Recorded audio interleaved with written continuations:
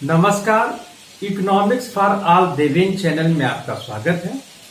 उत्तर प्रदेश के राज्य विश्वविद्यालयों में नई शिक्षा नीति 2020 लागू कर दी गई है।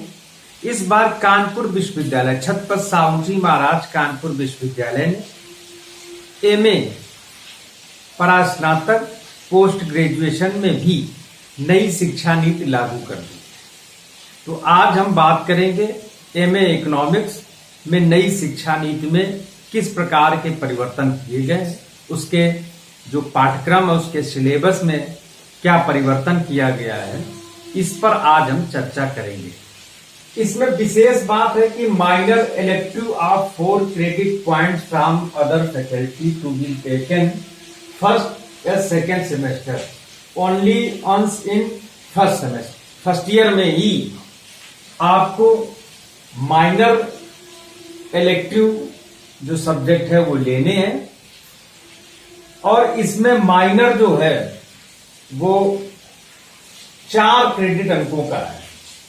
दूसरा है कि total credit point first year में कितने हो जाएंगे, तो 24 और 24 प्लस 4, तो फर्स्ट ईयर में टोटल क्रेडिट पॉइंट 52। इसी प्रकार से total credit point second year 24 is equal to 48, total credit point 100। तो जो फर्स्ट ईयर है इसमें फर्स्ट सेमेस्टर और सेकेंड सेमेस्टर, तो ये 28 का टोटल सेमेस्टर बनेगा सेकेंड सेमेस्टर, और ये थर्ड सेमेस्टर और ये फोर्थ सेमेस्टर। तो इस प्रकार से टोटल क्रेडिट पॉइंट शो हो जाएंगे। और फर्स्ट ईयर के फर्स्ट सेमेस्टर में पेपर कौन कौन से पढ़ने हैं हमें, तो पहला paper micro economics. First micro economics को 2 पार्ट में विभाजित किया गया है।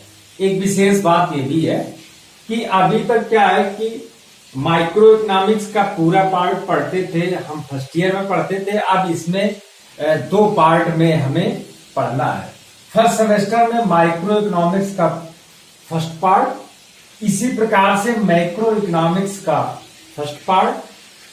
अब आगे अगर सेकेंड सेमेस्टर में देख लें तो सेकेंड सेमेस्टर में माइक्रो इकोनॉमिक्स का सेकेंड पार्ट पढ़ना है जिसका क्रेडिट पॉइंट 5 है। इसी प्रकार से मैक्रो इकोनॉमिक्स का सेकेंड पार्ट पढ़ना है जिसका क्रेडिट पॉइंट 5 है।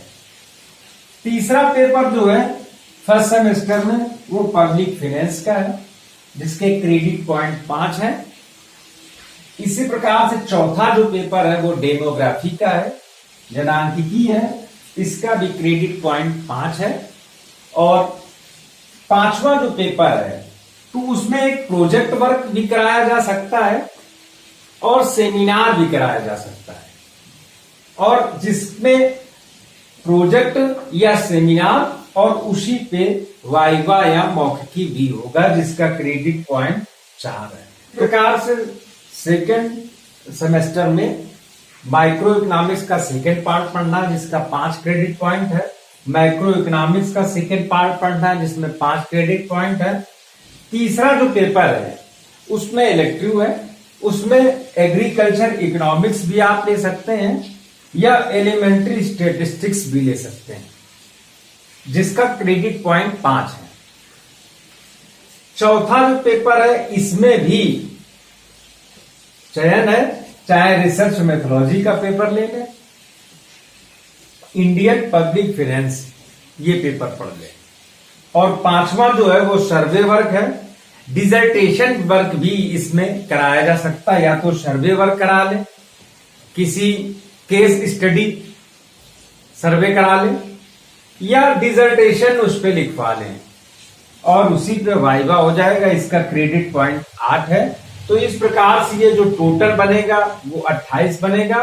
तो ये 24 फर्स्ट सेमेस्टर का और 28 सेकेंड सेमेस्टर का, ये टोटल हो जाएगा 52 क्रेडिट पॉइंट का। तो इस प्रकार से इसको डिवाइड किया गया है। थर्ड सेमेस्टर में जो हमें पेपर पढ़ने हैं इंटरनेशनल इकोनॉमिक्स, अंतरराष्ट्रीय अर्थशास्त्र, इकोनॉमिक्स ऑफ ग्रोथ, ये दोनों 5-5 क्रेडिट पॉइंट। तीसरे में 2 हैं, इसमें एक ऑप्शन चुनना है, इंडियन इकोनॉमिक पॉलिसी अथवा एनवायरमेंटल इकोनॉमिक्स, या तो भारतीय आर्थिक नीति और या जो पर्यावरण अर्थशास्त्र है वो ले लें। चौथे में भी ऑप्शन है क्वांटिटेटिव एनालिसिस और इंडस्ट्रियल इकोनॉमिक्स में कोई एक लेना है। और 5वां जो होगा वो प्रोजेक्ट होगा, सेमिनार, उसी पे वाइवा और वाइस हो जाएगा। तो ये 24 अंक का 3rd सेमेस्टर होगा।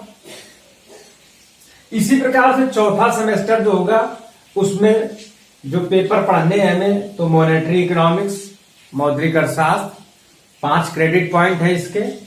दूसरा है इकोनॉमिक्स ऑफ डेवलपमेंट, विकास का अर्थशास्त्र, 5 क्रेडिट पॉइंट है। तीसरे में रूरल इकोनॉमिक्स, ग्रामीण अर्थव्यवस्था, जो ग्रामीण इकोनॉमिक्स है उससे संबंधित, या social sector of development issues, इसमें कोई एक पेपर हमें पढ़ना है, इसका भी क्रेडिट पॉइंट 5 है। इसी प्रकार से चौथा जो प्रश्न पत्र है हमारा, उसमें इकोनॉमिक थॉट, आर्थिक विचारों का इतिहास, ये पेपर है, या लेबर इकोनॉमिक्स, श्रम अर्थशास्त्र, इसमें कोई एक लेना है।